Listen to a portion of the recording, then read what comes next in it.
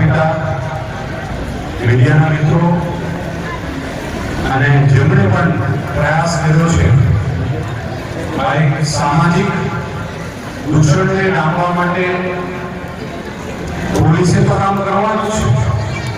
પોલીસે કાયદાકીય રીતે કડકાઈ કરવાની છે, એમાં કોઈ બાંધછોડ કરવાની નથી. પરંતુ પોલીસ પાસે જ્યારે આવા કેસીસ આવે છે ત્યાં સુધીમાં વ્યક્તિ માટે, યુવાન માટે કે માતા પિતા માટે, કુટુંબ માટે ખૂબ મોડું થઈ ગયું હોય છે. એટલે બાળપણથી મને સાથે જણાવવું પડે છે કે કેટલાક મહાનગરોમાં મેં એવા પણ બાળકો જોયા છે, યુવાનો જોયા છે કે જે 10મા ધોરણથી એમને ડ્રગ્સની લત લાગેલી હોય. એવા પણ કેટલાય બાળકો જોયા છે કે જેમને 11 અને ધોરણ 12માં પણ ડ્રગ્સની લત લાગેલી હોય. જુનાગઢ જિલ્લાની વાત કરું તો જુનાગઢ શહેર પછી સૌથી વધારે વલ્નરેબલ હોય તો એ માંગરોળ ટાઉન છે. એટલે આપણે જેમણે પણ આ પ્રયાસ કર્યો છે કે એમની જાગૃતિ લાવવા માટે, અવેરનેસ લાવવા માટે, આ એટલા માટે આ એક એવું સામાજિક દૂષણ છે કે જેમની સામે કાયદાકીય લડતની સાથે સાથે સમાજની જાગૃતિ એટલી જ મહત્વની છે. અને સમાજની જાગૃતિ જેટલી વધશે એટલું આ દૂષણને આપણે વધારે પ્રસરતું, ફેલાતું આપણે એને અટકાવી શકશું. એટલે હું ખૂબ ખૂબ અભિનંદન આપું છું માંગરોળના તમામ ડોક્ટર્સ મિત્રો અને ઇન્ડિયન મેડિકલ એસોસિએશનના તમામ હોદ્દેદારશ્રીઓને કે જેમણે આ એક પ્રયાસ કરીને હું અભિનંદન આપું છું.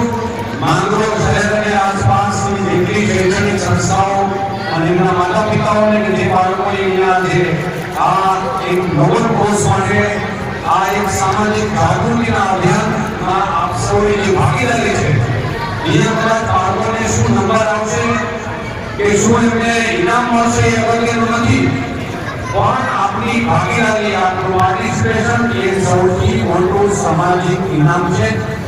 આ એક કોશિશ છે અને અહીંયા ભાગ લેનારા તમામ બાળકોને હું ખૂબ ખૂબ શુભકામનાઓ આપું છું કે એમના પેરેન્ટ્સ સુધી, એમના મા બાપ સુધી, એમના કુટુંબ સુધી અને એ જ્યાં રહે છે એ સમાજ સુધી અને એ આજના કાર્યક્રમના સોશિયલ મીડિયાના માધ્યમથી હજારો અને લાખો લોકો સુધી જ્યારે આ મેસેજ પહોંચશે ત્યારે મને એમ લાગે છે કે પોલીસનું અને સમાજના જે આગેવાનો છે એનું એક સંયુક્ત કામ છે. કાયદાકીય રીતે કડકાઈની સાથે સાથે કાયદાકીય રીતે જે લો એન્ફોર્સિંગ એજન્સી છે એમણે જે કામ કરવાનું છે એ તો કરવાનું છે, પણ સાથે સાથે સમાજને જાગૃત કરવાનું કામ આજે અહીંયા ઇન્ડિયન મેડિકલ એસોસિએશનના માંગરોળનું જે ટીમ કર્યું છે એ માટે હું જુનાગઢ પોલીસ વતી ખૂબ ખૂબ અભિનંદન આપું છું. આ અભિનંદન એ વર્ષો સુધી આપણા આ નવી પેઢીને, આ બાળકોને જ્યારે કોઈ પણ એવી લાલચમાં ફસાશે, કોઈ પણ એવા સંજોગો બનશે કે એમની પાસે આસપાસમાં ક્યાંક ટેમ્પટેશન આવશે, એવી એક લાલચ આવશે અથવા એમના એવા એક સંજોગો બનશે કે જ્યારે એમને કોઈને કોઈ તણાવયુક્ત પરિસ્થિતિનો શિકાર બનવાનું થાય, એમને કોઈ ભણતરમાં, આગળ અભ્યાસક્રમમાં એમને કોઈ સ્ટ્રેસ આવશે, એમને કોઈ નિષ્ફળતા આવશે, એ નિષ્ફળતાને કોપઅપ કરવા માટે એમને માત્ર આવા ટૂંકા જે શોર્ટકટ છે એવા દૂષણમાં જવાને બદલે એ કોઈ એડવેન્ચરસ એક્ટિવિટી કરે. આજે સમજો કે આ બધા વોકિંગ ક્લબ જે છે જુનાગઢ શહેરની, એમણે છેક જુનાગઢથી શરૂ કરી અને માધુપુર સુધીની 125 કિલોમીટરની સાયકલિંગ કરીને આ કદાચ એ સાયકલિસ્ટ છે એમને રવિવારે એવું નથી કે ટાઈમ પાસ કરવા માટે નીકળ્યા છે, પણ આ સમાજને પણ એક શ્રેષ્ઠ એવું આ એક ઉદાહરણ છે. એટલા માટે કે પોતાની ફિટનેસની સાથે સાથે એ જ્યારે આવી કોઈ પણ એડવેન્ચરસ એક્ટિવિટી આપણે કરીએ છીએ ત્યારે આપણા ફિઝિકલ જે હોર્મોન્સની જરૂર પડે છે એમને એટલા માટે કે કોઈ સ્ટ્રેસફુલ, તણાવયુક્ત પરિસ્થિતિને કોપઅપ કરવા માટે આપણે કાં તો એડવેન્ચરસ એક્ટિવિટી કરીએ છીએ, કોઈ રમત રમીએ છીએ, કોઈ સ્પોર્ટ્સ રમીએ છીએ. આજે હું સવારે જ્યારે ફ્લેગ ઓફ કર્યું સાયક્લોથોનનું, એની વચ્ચે હમણાં 9 વાગે જુનાગઢમાં ગુજરાત ઓપન સ્કેટિંગની કોમ્પિટિશન હું ત્યાં ઇનોગ્રેટ કરીને આવ્યો. આખા ગુજરાતના યુવાનોએ ભાગ લીધો. આ એક એડવેન્ચર છે. આ એક એવી રમતો જે આપણે આઉટડોર રમતો રમીએ છીએ ત્યારે કોઈ પણ પ્રકારની આપણે આઉટડોર ગેમ્સ આપણે રમીએ. બીજી બાજુ એક મેસેજ એ પણ છે કે આપણે લાંબો સમય સુધી બાળકોને મોબાઈલ આપી દઈએ છીએ કાં તો સ્ક્રીન આપી દઈએ છીએ. ઘણા લોકોમાં એવું પણ જોયું છે કે નાનપણથી બાળકની શાળાએ નથી ગયું ત્યાં સુધીમાં આપણે એને સ્માર્ટફોન આપી દઈએ છીએ અને એ બાળક જમતા જમતા અથવા જમાડતી વખતે એમાં કોઈ કાર્ટૂન કે એવી કોઈ ગેમ્સ એમાં રમતો હોય છે તો જે જમતો હોય છે. આવા દૂષણથી પણ બાળકને અટકાવવા માટે, યુવાનોને એનાથી અટકાવવા માટે આઉટડોર ગેમ્સ, એડવેન્ચરસ એક્ટિવિટીઝ અથવા ફિઝિકલ એક્ટિવિટીઝ એનું પણ એક ઉદાહરણ આજે જે આપણે એનું કોમ્બિનેશન કર્યું છે. એટલે સાયક્લોથોન છે એ એડવેન્ચરસ એક્ટિવિટી છે, ફિઝિકલ એક્ટિવિટી છે. એના કારણે આપણા ડે ટુ ડે લાઈફમાં જે સ્ટ્રેસફુલ એન્વાયરમેન્ટની કોપ કરવા માટેનું એક સરસ ઉદાહરણ છે. એની સાથે સાથે બાળકોમાં એક અવેરનેસ, જાગૃતિના બીજ રોપાય કે આ વિષય એવો છે કે જેના વિશે આપણે ચિંતા કરવી જેવી છે. આની સાથે સાથે જે પેરેન્ટ્સ અને શિક્ષક મિત્રો આવ્યા છે એમને પણ હું આ મેસેજ, અહીંયા જેટલા બાળકોએ ભાગ લીધો છે એટલું જ નહીં, પણ આપ જે સંસ્થા સાથે જોડાયેલા છો, આપ ક્લાસરૂમમાં પણ આ વિષયને વારંવાર આપ કોઈ ન્યૂઝમાં છાપામાં કોઈ એવું કટિંગ વાંચો છો. હમણાં માંગરોળમાં અમે કેસ કર્યો મુંબઈથી. અહીંયા આ ડ્રગ્સને કેરી કરીને ખાનગીમાં અહીંયા ડિલિવરી કરવા માટેનો એક કેસ છેલ્લા લાસ્ટ મંથમાં અમારી એસઓજીની ટીમે કર્યો. આ કોઈ ન્યૂઝ વાંચો તો ત્યારે પણ બાળકોને એનાથી સાવચેત કરો, બાળકોને એનાથી જાગૃત કરીએ. સમાજમાં અને કુટુંબમાં પણ જે શ્રેષ્ઠીઓ અહીંયા બેઠા છે, જે વાલી બેઠા છે, અથવા તો કોઈને કોઈ સંસ્થા સાથે, કે પછી વેપારી એસોસિએશન હોય કે કોઈની કોઈ એવી સંસ્થા સાથે સામાજિક જ્ઞાતિના સમુદાયની પણ જો કોઈ આપ એ સંસ્થા સાથે જોડાયેલા હોય તો મારી આપને એ પણ વિનંતી છે કે આપણી જ્ઞાતિમાં પણ આ મેસેજ જાય. આપણે જ્ઞાતિનો કોઈ કાર્યક્રમ હોય તો એમાં પણ આ એક મેસેજ જાય કે આ એક વિષય એવો છે કે જેમાં જાગૃતિ એ સૌથી શ્રેષ્ઠ ઉપાય છે. પોલીસે એનું લો એન્ફોર્સિંગ કરવાનું છે, કાયદાકીય રીતે કડકાઈ કરવાની છે, સાથે સાથે સમાજની જાગૃતિ આવે.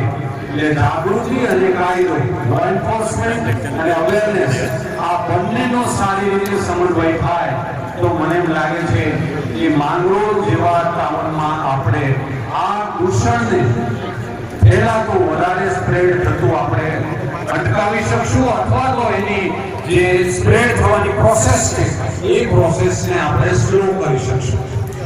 આગામી 1-1.5 દાયકા માટે જુનાગઢ જિલ્લો હોય, સૌરાષ્ટ્ર હોય કે માંગરોળ જેવું નાનકડું ટાઉન હોય, આપણા તમામ માટે સંયુક્ત રીતે એક મોટો પડકાર છે. અને એ પડકાર એ છે કે આપણા યુવાનો આ ડ્રગ્સની દિશામાં, એની લતમાં ન ફસાય.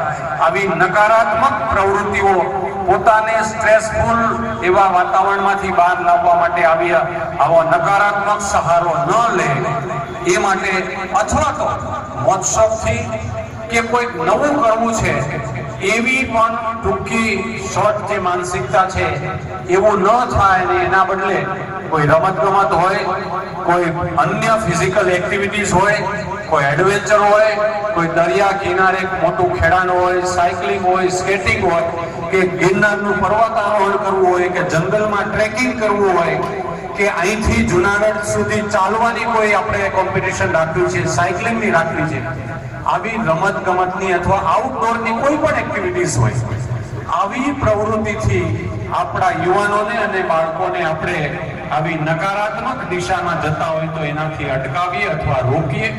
મને એમ લાગે છે કે આ પ્રયાસ એક શ્રેષ્ઠ એવું ઉદાહરણ બનશે અને માંગરોળ ટાઉન માટે એક એવી એક દિશા આપશે.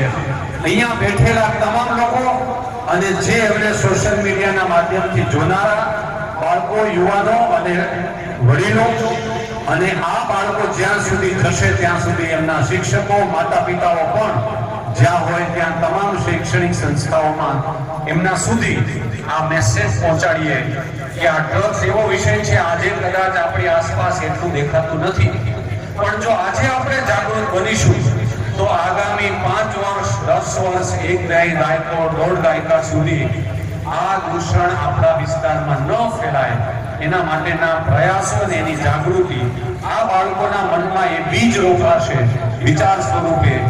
એ બીજને આપણે એક સારા એવા તંદુરસ્ત સ્વસ્થ સમાજનું નિર્માણ કરવા માટેનું આ એક ઉત્કૃષ્ટ ઉદાહરણ છે.